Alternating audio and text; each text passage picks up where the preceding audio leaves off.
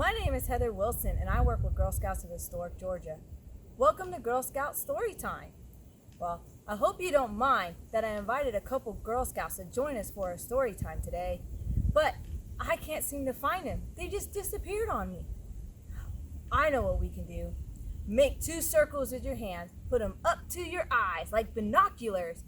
Focus in on the video and try to see if you can find the Girl Scouts. Where could they be? I'm not sure. Wait, you see one? Oh, there she is. That's Evie. She's our Daisy Girl Scout. But there's still one more. Can you find the other Girl Scout? Look around. Oh, did you see her back there? I seen her peeking out back there. There she is.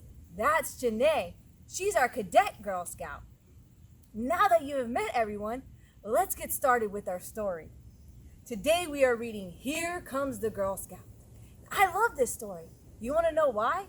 Because it's all about the history of Girl Scouts and our founder, Juliet Gordon Lowe. Her nickname is Daisy, and you'll hear a lot about Daisy in this story. Let's get started. Here Comes the Girl Scouts by Shauna Corey, illustrated by Hadley Hooper. Daisy was a girl with gumption. What does gumption mean? It means courage, spunk, initiative, and wit. Daisy grew up in Savannah, Georgia, at the time when proper young ladies were supposed to be dainty and delicate. But Daisy came from a family of pathfinders and pioneers. She wanted adventure and excitement. Dainty, thought Daisy. Bosh, how boring. When Daisy grew up, she went traveling, ready for adventure. But on a visit home, she got an ear infection and lost almost all her hearing. Daisy didn't let that obstacle stop her from seeing the world, though. Her mother worried, so Daisy wrote and reassured her. Progress, Daisy's hearing. February 1st, heard a foghorn. March 1st, hearing improved. Heard a camel when it rose. April 1st, hearing definitely improved. Heard the grass growing. Daisy had adventure after adventure. When she wanted a new gate for her house, she took lessons from the blacksmith and forged it herself. She rode elephants in India and visited the Great Pyramids in Egypt. She went fishing during a fancy dinner parties and even flew a monoplane. A delicious experience, she said. Every time you show your courage, it grows. After many years, though, Daisy grew restless. Her family had settled towns and served in wars, written books, and built railroads. Daisy wanted more adventure. She wanted to be useful, to make a difference in the world. But what could she do? One day, Daisy discovered a group in England called the Boy Scouts. It had begun as a way for boys to serve their countries, and the Boy Scouts spent a lot of time outdoors, running, camping, and swimming, and fishing. There was even a sister group called Girl Guides. The more Daisy learned, the more excited she grew. Why, the girls in America should have something like this, Daisy thought. Daisy couldn't wait to get started. She packed the Girl Guide handbook and took a steamer back home. When she arrived, she telephoned her cousin Nita. "Come right over," she said. "I've got something for the girls of Savannah and all of America and all the world. And we're getting started today."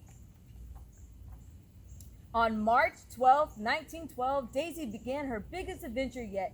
She invited 18 girls to the first Girl Scout meeting. She told them about the adventure she had. They hiked, and that they'll hike and camp and swim. They'll do good deeds. They'll learn to tie knots and survive in the wilderness and even save lives. The girls thought Daisy's ideals were brilliant. Daisy divided them up into 2 troops. and she taught them the Girl Scout law. Girl Scouts is honorable, loyal, useful, a friend to all, courteous, pure, kind to animals, obedient, cheerful, and thrifty. You see the picture? Pretty cool, right? From then on, Daisy devoted all her energy to Girl Scouts. She designed uniforms for them to wear. She gave them her carriage house to meet in. She turned the vacant lot across the street from her house into a basketball court. She even gave Girl Scouts a boat so that they could take a trip up and down the river. Daisy wanted Girl Scouts to be open to a lot of different girls. So she organized troops in private schools, in orphanages, in churches, in synagogues, in factories, and even shops. Of course, some people didn't approve of Daisy's new adventure. "Here come the Girl Scouts," they would grumble. "Unthinkable, preposterous." But nothing could stop Daisy. Daisy and her friend, Professor Walter Hoxie, worked together to write a handbooks for Girl Scouts. The girls read the books and learned all sorts of interesting things, like how to find the time by the stars or the sun, how to cure a ham, how to secure a burglar with 8 inches of rope, how to stop a runaway horse, how to get the skins off a sardine, and how to brush your teeth if a crocodile takes your toothbrush. The Girl Scouts worked on earning badges like the naturist, the horsemanship, the swimmer, the interpreter, the cyclist, and the flyer. The Girl Scouts went camping. They took an oyster boat to an island near Savannah. They sang songs around the campfire. They feasted on fish and cornbread. At night, they tiptoed out of their tents and slept underneath the stars. Most of all, the Girl Scout went on walks. They savored the green, they soaked up the sunshine, and they breathed the good fresh air. All over Savannah, people saw the Girl Scouts swimming and singing, hiking, camping, and playing basketball. Some of them stuffed and shook their heads. "Nature, fresh air, said the dainty damsel. "In my day, young ladies knew their place," grouched the grandmama. "All the exercise can't be good for them," worried the neighbors. Other people saw them, though, and they cheered.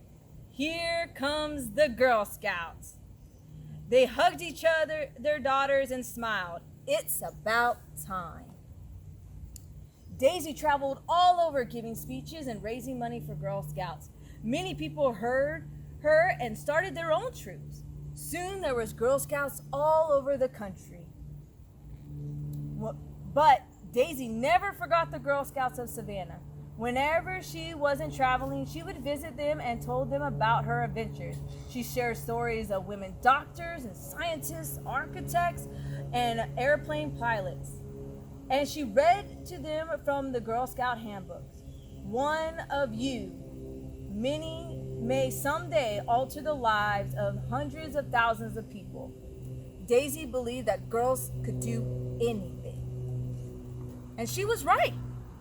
Girl Scouts have been making a difference ever since, just like Daisy. Every little girl goes to make up some part or parcel of our great whole nation. Well, that's the end of our story.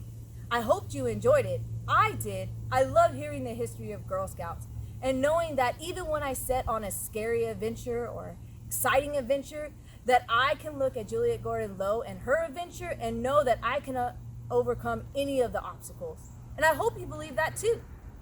Thank you again for coming with us and listening to our story, and I hope to see you soon in Girl Scouts. Have a great day.